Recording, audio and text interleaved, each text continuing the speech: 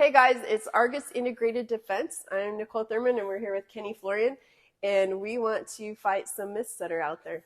That's right. And, a lot of times you see different approaches, some of the more traditional martial arts or some other guys that are, teaching self-defense moves where, you're working under the assumption that pain compliance is going to work. Things like pressure points, things like digging your knuckles into, wrists and necks and faces and hands.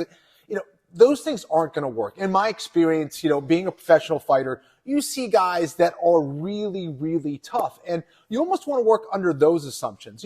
Most people haven't been hit in the face. Most people maybe aren't great with dealing with pain.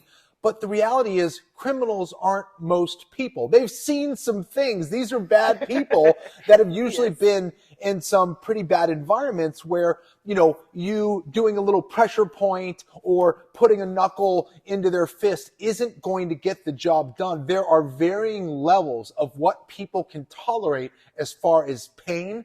And that's not the right approach, in my opinion. If I'm here behind Nicole and I have some kind of a choke and she's trying to scratch me, even maybe hit me from this position, this is not a strong position for her. She can't generate a whole lot of power from that position, right? And I'll tell you, like, women come in, they've all been told, all you have to do is this. Yeah.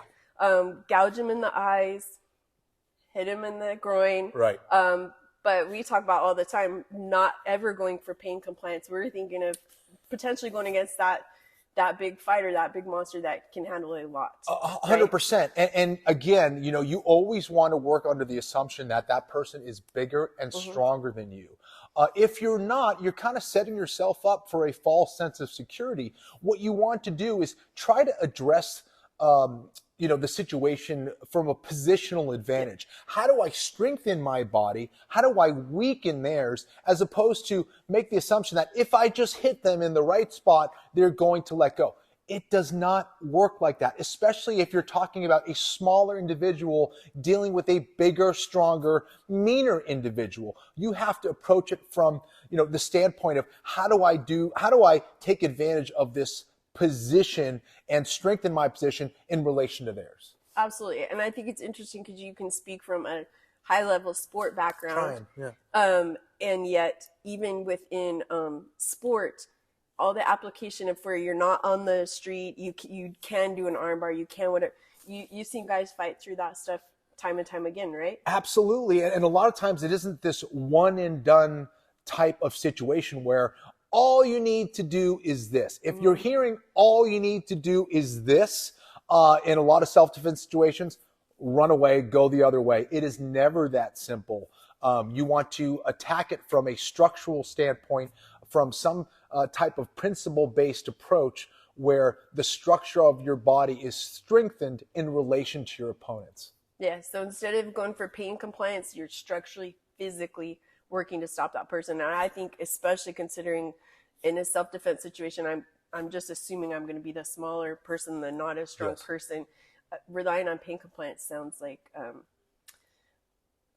I don't know. That's a tall order. It's a stressful situation, right? I mean, just hoping and praying that your strikes or your shot is going to be accurate and strong enough to deter someone who has obviously already made the choice to hurt you, attack you, take whatever it is that they want, or even kill you in certain situations. So that's a dangerous position. And I hate hearing that from other self-defense instructors telling you all you got to do is this, and thinking that, one little strike is going to do the job, or even several strikes is going to do the job. I've seen guys get kneed in the face, elbowed in the face, have a shin go at full power across their face, and they're still standing and still coming forward. Not to mention, you never know if they're under some type of substance, That's right? What I would say. And crazy's strong too. Yeah, exactly.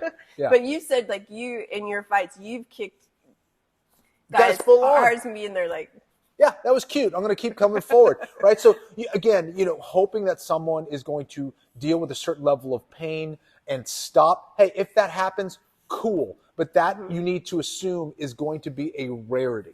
Yeah, because I think in addition to not knowing what their pain tolerance is, whether high whether they're crazy, whatever it is, conditioned to it. You also don't know what their motivators are. Yep. Is it a road rage? Is it somebody that knows you that's after you? Is it somebody that really has sociopathic tendencies that's just intent on hurting someone? Their motivation also matters, what's going to stop them from aggressing as well. Yeah, absolutely. Great point. And you make the point in our seminars you have before where if you broke your finger, would that stop you from defending your family? Yeah. You broke your wrist. Would you just quit because of the pain? No, yeah, exactly. So, you're talking about things that, some people might kind of deal with, but you have to approach it from a situation where, all people are built a certain way. How do I strengthen my body and weaken the structure of the body? Everyone's body works in a certain way, and you need to be able to maximize it. And I think that's kind of the beauty of jiu-jitsu and a lot of the grappling arts. 100%. And we have the vehicle in here, and a lot of times they make the analogy like, how would I stop that car from moving if it had a full tank of gas, the engine's running?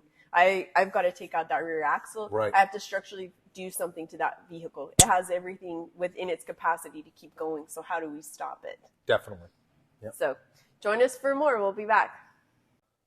So guys, hopefully you like these tips and techniques. If you want more, follow us on social media, Argus Integrated Defense, or check us out at Argus Integrated Defense. We're here in Charlotte, North Carolina. Come train with us and see what we're doing next. We travel all over the country as well. So hit us up.